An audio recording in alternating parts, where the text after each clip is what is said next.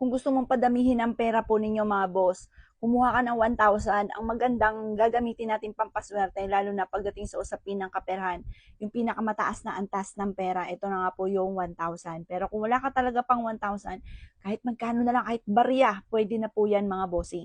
Ngayon pa mga bossing ko, ito yung ati pong pera. Tapos, ang gagawin po natin, kumuha po kayo mga bossing ko ng kristal. Kung wala kang kristal na kagaya nito na Libyan or citrine mga boss, kahit salamin, kahit simpleng salamin, kahit maliit lang na salamin, kung sakasakali, para lahat ay makasabay mga bossing ko sa pampaswerte po natin. Ang gagawin nyo lamang mga bossing ko, ito pong ati pong pera or mga barya po ninyo, ipapatong nyo lang ang kristal.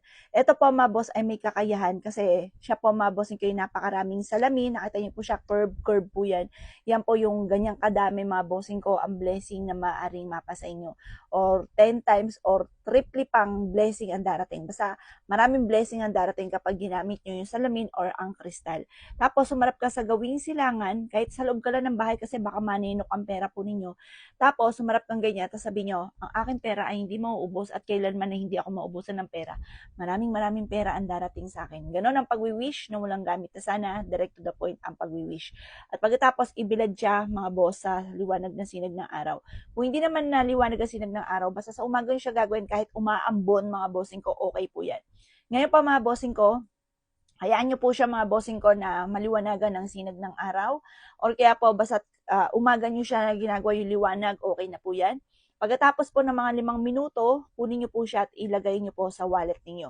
Gawin nyo siyang espesyal dahil siya po ay mag-a-attract ng swerte. Tapos eto, pwede rin naman po na kumuha ka ng isang bowl.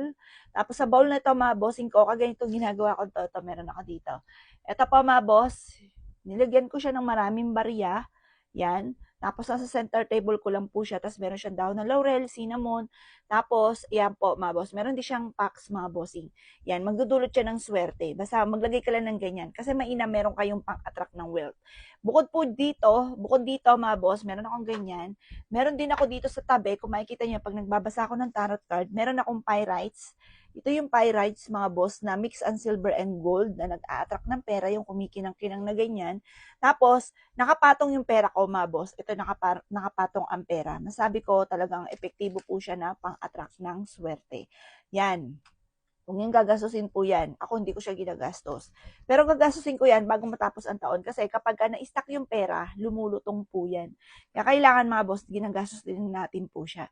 Tapos pinapalitan nyo na lang ng bago. Mga boss ha, mainam na may mga ganito kayo kasi nagdodoble-doble po siya ng blessing yung mga kristal. Kung mapapansin niyo, karamihan sa mga ano ko dito, ginagamit kong pampaswerte, puro mga kristal salamin. Yan, pakita ko lang sa inyo mga boss ha. Ito po yung mga kristal ko. Yan, mga kristal ko. Bukod po dyan, marami pa akong mga kristal. Yan, mahilig ako sa mga kristal. Naniniwala ako sa kakayahan ng kristal na may kakayahan siya magdoble-doble ng blessing. Mga boss ha, isa po yan sa mga simple mga pamamaraan mga boss.